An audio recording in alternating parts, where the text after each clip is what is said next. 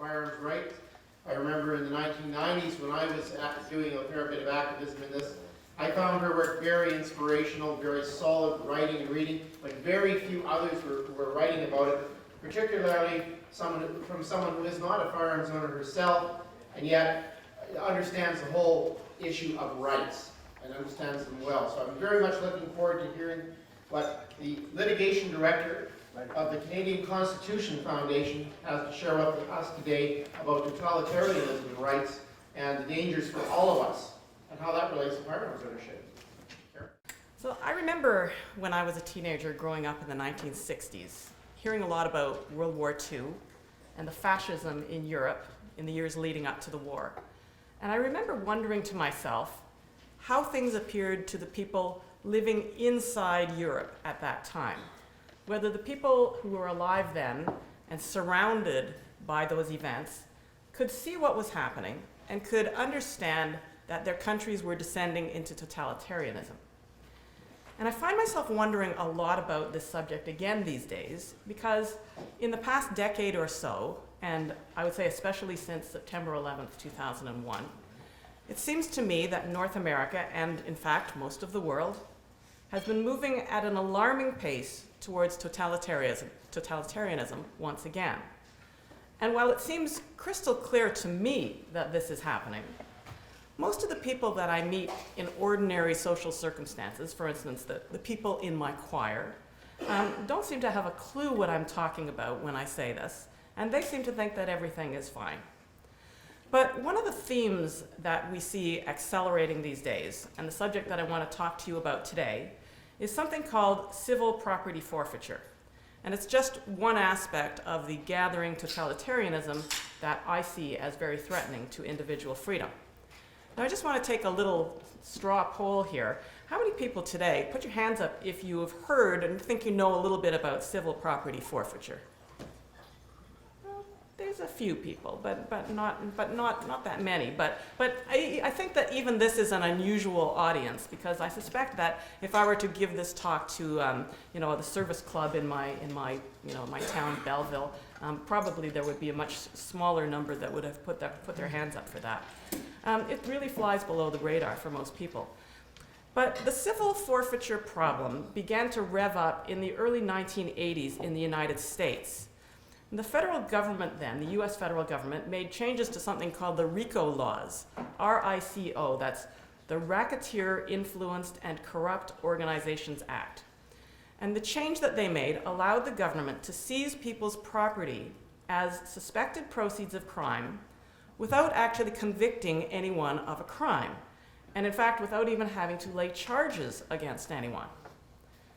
The purpose of that legislation at that time was to allow the US government to fight the mafia. The mafia had plenty of money and it could afford to hire lawyers when its members were charged with crimes.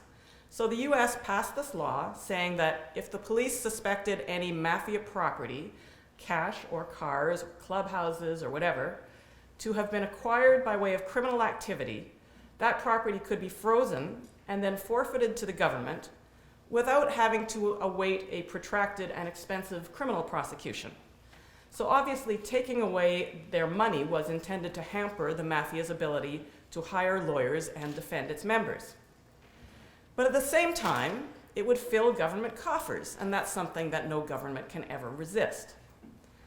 So these asset seizures got to be quite a bonanza for the US federal government, and before long, other levels of government began to take note. And by 1994, when I first started writing articles about this subject, there were more than 200 separate property forfeiture laws on the books in the US at various levels of government. There were thousands of federal, state, and even local agencies and police forces that had gotten into this game. There were about 5,000 property confiscations taking place each and every week, and more than $2 billion in assets was being seized each year. The potential abuses of this kind of legislation should have been obvious from the start. It was common practice for American forfeiture laws to say that the police force that made the seizure would get to keep some of the property that it seized to compensate it for its expenses in making the seizure. Well, this is a nice boost to the budget, right? I mean, police departments could get used to this sort of thing, don't you think? And in fact, they did. Many police forces came to rely upon seized property as a regular component of their budget, and they even started including property seizures when they did their budget forecasting. So then they were committed to going out and seizing property because, of course, they had to meet their budget forecast. So this may explain why so many US police chiefs are opposed to legalizing drugs when the drug war has been proven to be such an obvious failure in terms of reducing the use of illegal drugs in society.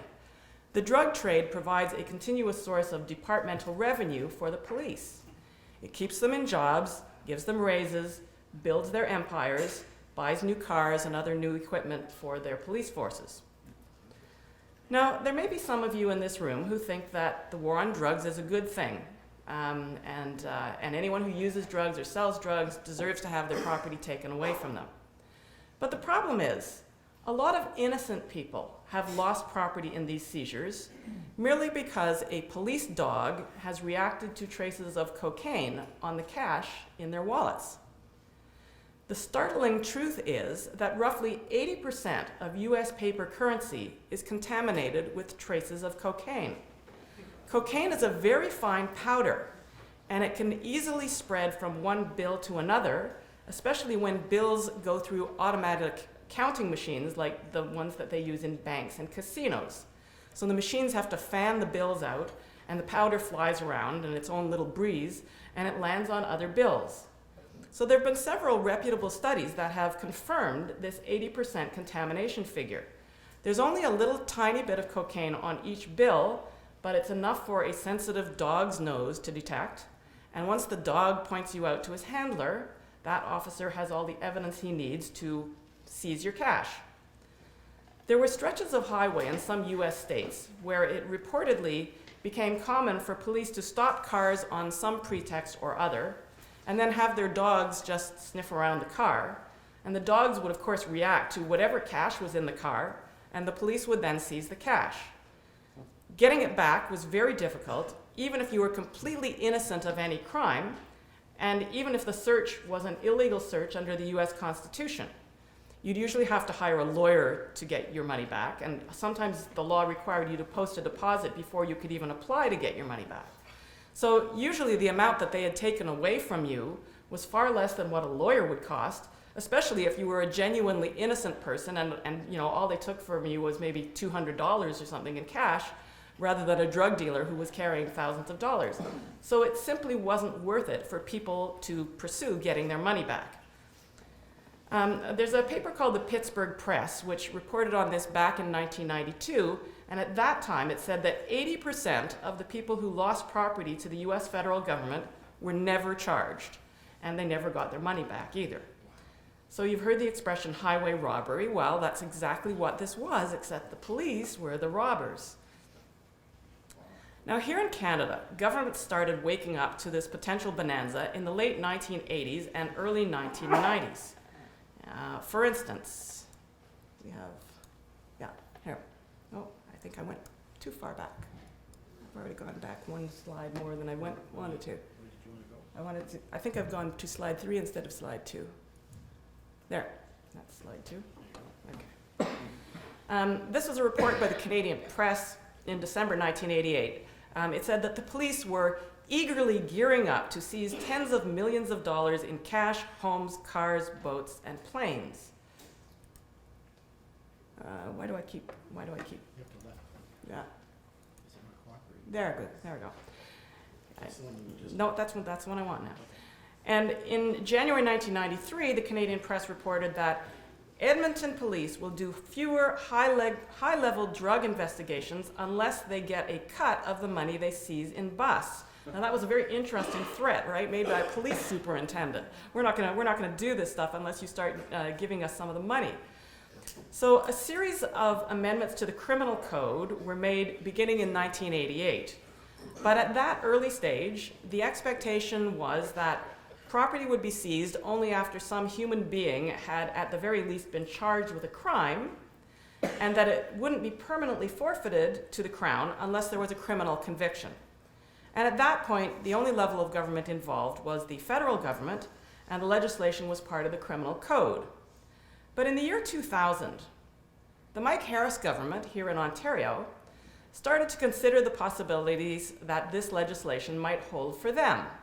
And in particular, the then Attorney General, a guy named Jim Flaherty, yes, the same Jim Flaherty who is today Canada's Minister of Finance, organized a conference in Toronto in August 2000.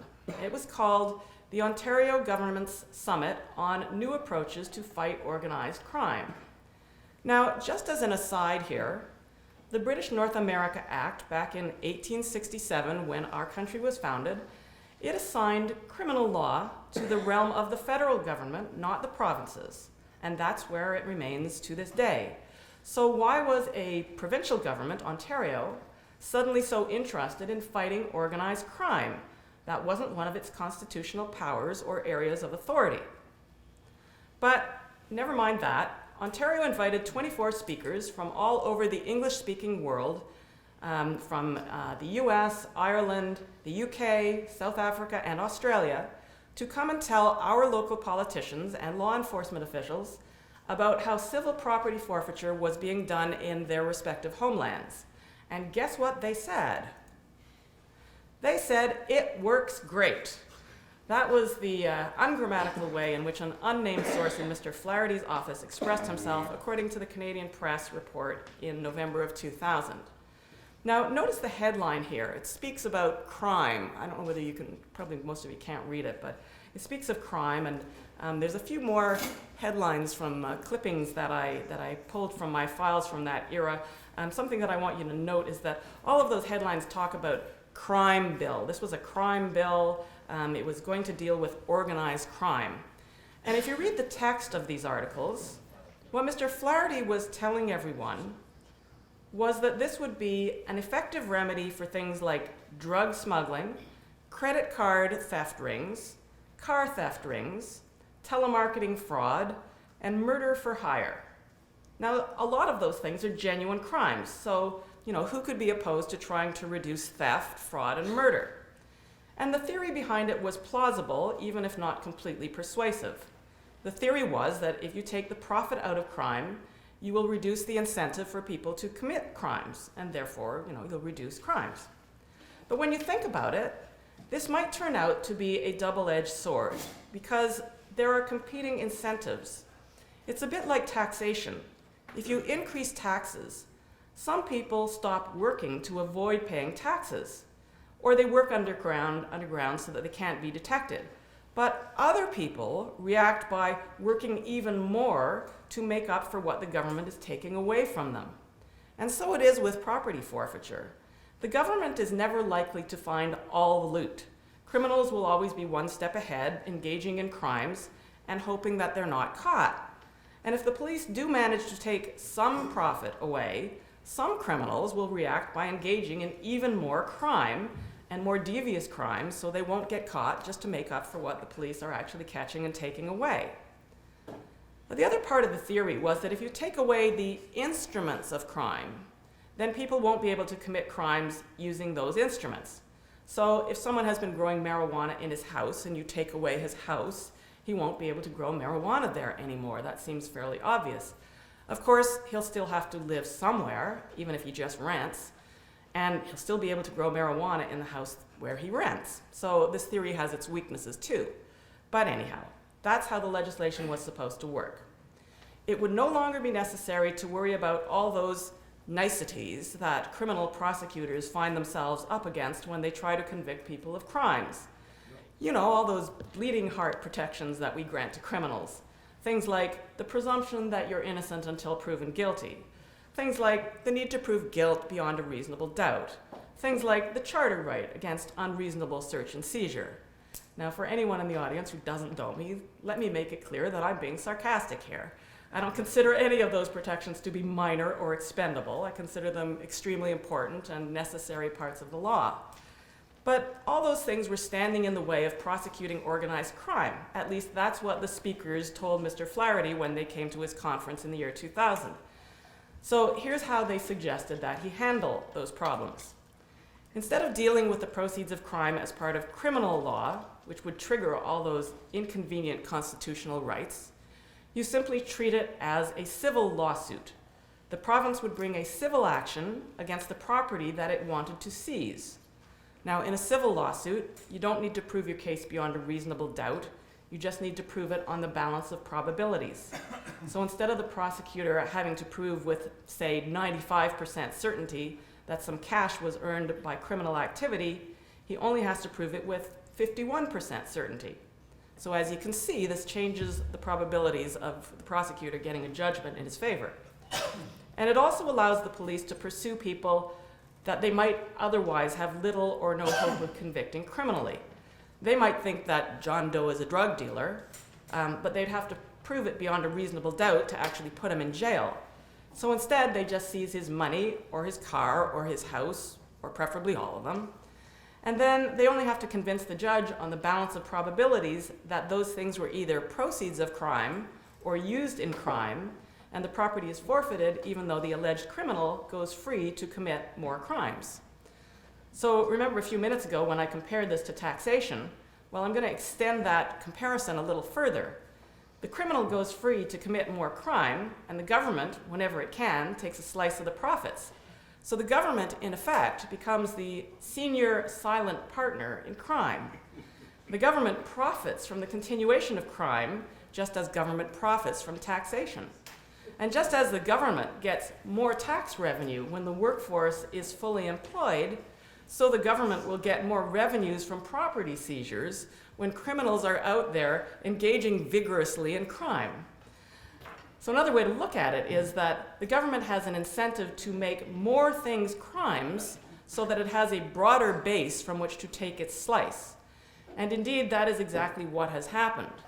When the legislation was introduced in Ontario, it didn't confine itself to proceeds of crime or instruments of crime, like the government talked about in all those headlines that I showed you earlier. Oh no, the Civil Remedies Act here in Ontario speaks of proceeds of unlawful activity and instruments of unlawful activity. And there's a definition of unlawful activity in the Act. It's any act or omission that is an offense under a law of Canada or an offense under a statute of Ontario. Now, a provincial offense is not a crime. Remember that the Constitution grants exclusive jurisdiction over crime to the federal government. Provincial offenses are generally regulatory offenses, and usually they're things that have no discernible victim. So it really boggles the mind to think about the possibilities. For instance, municipal bylaw violations are provincial offenses. So if you run a business on your property and you happen to violate the zoning bylaw or the noise bylaw or the property standards bylaw, that is an unlawful activity, and your property could be considered an instrument of unlawful activity. Or consider a small farmer, for instance, somebody who raises chickens. Here in Ontario, you can't raise more than 300 meat birds in a year without buying quota, chicken quota. And if you raise even a single chicken beyond that limit, you've engaged in an unlawful activity. And perhaps they could even seize your farm and all the money you've made from selling those unlawful chickens. Or consider all the laws that we have in Ontario banning the sale of things to young people. You can't sell cigarettes to anyone under 19. You can't sell alcohol to young people. And in many municipalities, and this may soon become a province-wide law, tanning salons can't sell their services to anyone under 18. So if some little variety store or tanning salon makes a mistake and sells cigarettes or tanning services to a teenager, well, they've engaged in unlawful activity, and they could conceivably lose their entire business as an instrument of unlawful activity. I'm almost afraid to suggest any more possibilities because I don't want to give the government any ideas if they haven't already thought of this stuff themselves. At this point, you may be wondering, well, how could we have ever allowed our provincial legislature to pass laws like this? Why didn't we prevent this back in 2001 when they first proposed it? Well, don't forget that we were being told that this was supposed to be a law to fight credit card fraud, car theft, and murder for hire. Nobody could be opposed to that, right? But there were other things they told us to get the public on side, to the extent that the public was even paying attention to what the Ontario legislature was doing, which is questionable. But one of those things that this bill was supposed to do was it was supposed to help victims of crime. So this next slide is a letter that Jim Flaherty wrote to the newspaper, and actually, it actually says it's in response to an op-ed piece that I wrote, I think in the National Post. And it was published on December 15th, 2000, and of course it's too small for you to read, but here's what Mr. Flaherty said in his letter to the newspaper. Quote, "Our proposal protects and helps victims as a first priority. Proceeds of the forfeitures would go into a compensation fund to be administered by the province and be distributed to victims of crime. If there is any money left over after victims are satisfied, there will be a process for the police to apply for grants." So that's what they told us. And who can be opposed to compensating the victims of crime, especially using the money seized from the criminals? Like, nobody in their right minds would oppose that. But what has the reality been? Well, I've been communicating with Ontario's Media Relations Office, and as of March 31st, 2013, Ontario had completed, is that it? No, that'll be next. Ontario had completed 326 cases and have had $19.6 million forfeited to it, which actually is kind of surprisingly low considering the bonanza that they struck in the US. But it works out to an average of roughly $49,000 per completed case, so it actually doesn't really seem as though they really are targeting organized crime. You'd expect that if they were getting organized crime, it would be a higher average amount. And that average is actually going down, so when I did these figures last year, it was about $53,000 on average per case. And they have another 89 cases pending, where they've applied to the courts to have property forfeited to them, but the cases haven't concluded yet. But here's the interesting part. What have they done with the assets forfeited to the Crown? And here's where this slide comes in. So they told me that there were 4 categories of where the money went, and I've just listed them as 1, 2, 3, and 4 in accordance with the size. So 41.5% of the money goes to the first category, and then down to 27.5, 23.7, and 7.2. Well, remember Mr. Flaherty's letter, victims first and then grants to police? So here's how the categories actually play out. Category 1, with 41.5% of the money, turns out to be grants to law enforcement agencies. Category 2, with 27.5% of the money, turns out to be funds remaining in the government account. That is, they haven't figured out what they're going to do with this yet, and I may say more on that later. Category 3, with 23.7% of the money, it turns out to be program cost recovery, including asset management. That's the amount of money that they're spending to actually prosecute these cases and manage the money that they seize.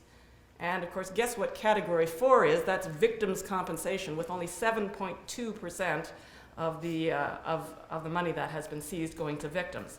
And that last figure has actually gone down since last year, or at least the percentage has gone down. Last year was 7.9%, now it's 7.2%. They actually seized, in the past year, I think the total that they had seized increased by something like $2.6 million, and only 50,000 of it went to victims. But this actually isn't that surprising, because you know what? Most of these so-called crimes that they are enforcing this law against are victimless crimes. Most of the money and houses and cars that they seize are being seized from the drug trade. And the drug trade consists of 2 individuals exchanging money for goods to mutual satisfaction, except that the state disapproves if it finds out. But there are no victims. I mean, who's going to come and claim compensation if the proceeds of a drug sale are seized? The guy who got the drugs? No, I mean, he's happy, he's got his drugs, he's a satisfied customer, he's certainly not a victim. So we were sold a bill of goods by our politicians, and what has actually happened is that, the priorities of the program are, first, it pays for itself. That is, it costs more than 3 times as much to administer the program as the amount that has been paid out to victims so far. Now that sounds like a really, like a make-work project to me. It keeps a whole bunch of people employed at the Attorney General's office. They have a whole branch of their legal services department called the Civil Remedies for Illicit Activities branch. I'll bet you didn't know that. It employs a director who's a lawyer, a deputy director who's also a lawyer, and 10 other lawyers, and 2 articling students, and 7 other support staff. So then the program gives out a whole whack of cash to the police. 42% of the money collected goes to the cops, which is 6 times as much as goes to the victims. So there's the comparison between this year and last year, 2013 and 2012 figures that I spoke of earlier. And you can see that the percentage going to victims has declined, and the percentage going to keeping this scheme going has increased. That's the largest increase. Last year they were only spending like 19% of the money to keep the scheme, operational. Now it's 23.7%. And one other little slide that I want to show in connection with what they're using the money for. This was something I found in the Toronto Star. It was an article that appeared in March 2011, and the headline is, "Peel Police Board Spent Thousands on Mayor's Galas." And the text of the article said, "The Peel Police Services Board has bought tens of thousands of dollars worth of tickets to private mayoral galas in Brampton and Mississauga using proceeds of crime that in Ontario typically go to victims and crime prevention programs." Well, we know how typically it is that the money goes to victims from the figures that I've seen. So anyhow, what does any of this have to do with firearms? Well, some of you sitting here probably know where I'm going with this talk if you've read the emails that I've circulated through the firearms community a couple of weeks ago. One of the better known individuals in Canada who is now facing a civil forfeiture lawsuit in Ontario is Bruce Montague. And most of you probably remember who Bruce Montague is. He was a licensed gunsmith in Dryden here in Ontario. And when Bill C-68 was passed, he joined the Canadian Unlicensed Firearms Owners Association and tried desperately to get himself charged with licensing offenses. He also gave up his license for the gunsmith business. And he thought that he would be able to get the laws overturned by arguing in court that they were unconstitutional. Well, as you probably know, that didn't go very well for Bruce. The courts rejected his constitutional arguments and sentenced him to jail for 18 months, which is absolutely an astonishing sentence in my mind, considering that he never hurt a fly. He actually spent 7 months in jail and served the rest of his sentence on probation in the community. And now, having gone through all that, Bruce is facing 2 applications by the government to seize virtually everything he owns. The first is an application under the Criminal Code to seize all of his firearms and ammunition, which would be forfeited to the federal government. And the second is an application under Ontario's Civil Remedies Act to seize any firearms and ammunition that the feds don't get, plus his house. Bruce had his gunsmith shop in his house, so they say that his house was used in crime because he carried on his unlicensed gunsmithing there. And so this is a picture of Bruce and his wife Donna, and there are 3 kids and 2 dogs, and that's the house that the government is trying to seize, a house that they built with their own hands long before Bill C-68 was even a twinkle in Alan Rock's eye. Donna, by the way, was also charged with an offense and convicted, and so she's half owner of the house, and she's also facing civil forfeiture. So these lawsuits have been hanging over their heads now for about 7 years, and up until very recently, their lawyer was Doug Christie of British Columbia, but as you've probably heard, Doug died in March very suddenly of cancer. So my organization, the Canadian Constitution Foundation, has agreed to take on Bruce's case, and that'll give us the opportunity to take on the civil forfeiture law. So I just want to say a few words about my organization. We abbreviate it the CCF. The abbreviation is kind of unfortunate, but we're trying to make those initials, the CCF, stand for the Canadian Constitution Foundation, stand for something good instead of what it used to stand for. But the tag name that we like to give ourselves is Freedom's Defense Team. And our mission is to defend the individual rights contained in Canada's Charter of Rights and Freedoms. And we do this through the courts. We have 3 staff lawyers, I'm one of them, and all of our cases, including the Montague case, are taken on a pro bono basis, at least as far as our clients are concerned. So the Montagues are not going to have to pay anything for our legal services. But we have to get our money from somewhere to pay my salary and the salary of my colleagues and the expenses that we're going to have in this case. We get no money at all from the government. We are actually a registered charity, and we have thousands of donors, large and small, on our donor list. So anyone who donates $25 or more gets a receipt from us, which can be used for tax purposes. And we actually have a registered charity status in both Canada and the US, so if anyone here in the US would like to donate, you can claim that as a donation for US tax purposes as well. I hate asking people for money, and I know that there's probably lots of people in here who have already donated to Bruce Montague's case because it's gone on for forever and ever, and I know that he did raise a lot of money and has paid a lot of money out in lawyers. But here's what the donation form looks like. I've brought along a whole bunch of these to distribute. I'm going to put them on the tables later on. If any of you are interested in donating and getting a charitable receipt in connection with this donation for the Montague case, please get one of these forms, which you'll either find around or you can get from me. I'm here all the rest of the day, and pick one up, and please donate to this cause, because not only will you be helping Bruce Montague, but this legislation, this civil remedies stuff, is such bad stuff that it's really a joy to have an opportunity to attack it. Okay. Do any of you have any questions for Karen on her president? Ed? So Karen, you're making an application to find this law invalid. We're certainly going to be putting in a constitutional question on the civil forfeiture one, yeah. Good. Gary?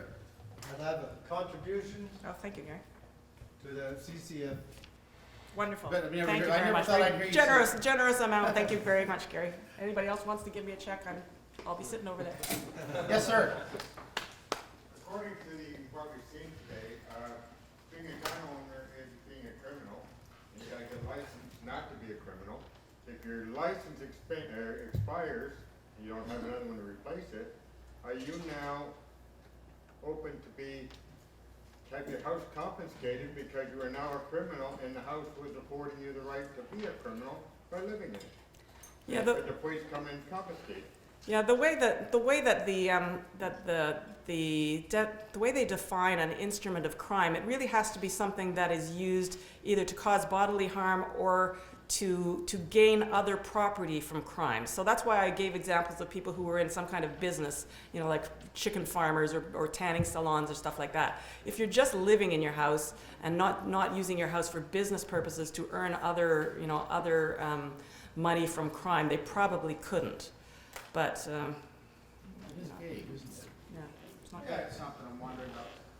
Since we're giving basically the conservatives the thumbs up for what they've done for the gun community so far, not enough yet, but yet these actions of forfeiture and RICO type act stuff in Canada, isn't that a conservative type based initiative that's been put on us? So how can they be doing the sort of things where they're screwing us over in the end and in the long run? And why aren't the politicians that are conservative trying to tell their party members to basically knock off this garbage? I think one of the problems is that this has, as I say, flown under the radar so much. And one of the things that's really interesting to note about Bruce Montague's case is that they say they're trying to take his whole house, but what they actually did was they served an offer to settle on him, saying, just give us $50,000 and you can keep your house. So the way I view this, and I've heard this from a lot of different sources, somebody said extortion. It's extortion. And one of the other interesting points about the offer that they served on Bruce was that it contained a confidentiality clause, so that if he wanted to accept this offer, he had to keep it completely quiet. Of course, the first thing Bruce did was announce the offer, so he's not accepting this offer, and he's not accepting any confidentiality clause, and I applaud him for that. I mean, that's a very courageous thing to do. But You know, there's like 398 cases or something decided so far. Before I gave this talk about a week or so ago, I emailed the guy at the Public Relations Department. I said, how many of those cases that have been resolved were resolved with confidentiality clauses? And he hasn't emailed me back. My guess is that almost all of them, when people settle, they sign these things saying they're not allowed to talk about it. Nobody knows that this is going on, and that's one of the things that I really want to see exposed. I'm going to continue to dig into that. People don't even know what's happening, so they can't complain to their politicians. But like as one of the things I do whenever I talk about this is I point out that it was Jim Flaherty when he was in Ontario, and now he's in the federal government, and this is the guy who's responsible for putting that legislation through. And to add to that point, many of the people I've associated, I'm a lifetime musician basically, so a lot of the people I associate tend to be a little more left-wing, basically not on our side on this whole deal. I get a lot of flack for it. I've lost friends that I've had for 20 years since the Sandy Hook shooting because they're trying to blame me as if I had something to do with it. But what I don't get is why, though, we aren't leaning on the Conservatives more for this whole thing. Well, I am.